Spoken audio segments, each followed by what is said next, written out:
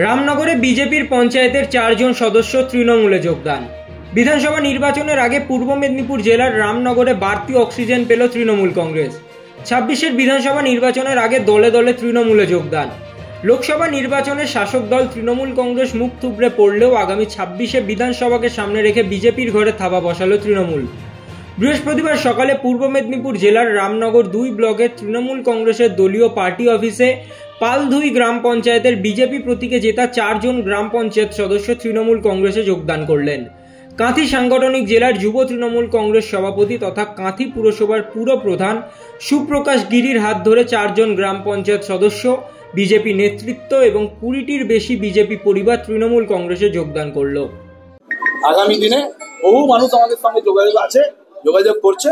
তারা কয়েকদিনের মধ্যেই আপনারা দেখতে পাবেন ওই পঞ্চায়েত আর বিজেপি থাকবে না, ওটা তৃণমূল কংগ্রেসের পঞ্চায়েত।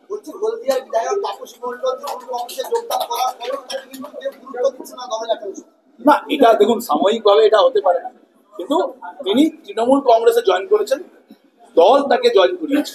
নিশ্চিতভাবে তিনি আমাদের দলের এখন বিধায়ক, তিনি দলের একজন কর্মী, দলের একজন সমর্থক, দলের একজন নেতৃত্ব। তিনি শুধু তিনি বিধায়ক নয়, তিনি ওই সাংগঠনিক জেলার সভাপতিও ছিলেন। তিনি তাপসী মণ্ডল ওই জেলার সাংগঠনিক সভাপতি ছিলেন। তো নিশ্চিতভাবে তিনি যে শুধু বিজেপিতে জিতেছেন নয়, তিনি আগেও এমএলএ ছিলেন, তার মানে তার অভিজ্ঞতা আছে। সেই অভিজ্ঞতাকে তৃণমূল কংগ্রেস কাজে লাগাবে। আগামী দিনে নিশ্চিতভাবে তাদেরকে নিয়ে আমাদের দলের পুরনো এবং যারা নতুনভাবে জয়েন করছেন তাদের প্রত্যেককে নিয়ে সম্মিলিতভাবে তৃণমূল কংগ্রেস লড়বে। মানুষের পাশে, মানুষের সাথে আমরা আছি এই বাংলাতে। আপনারা দেখছেন সংবাদ শিরোনাম।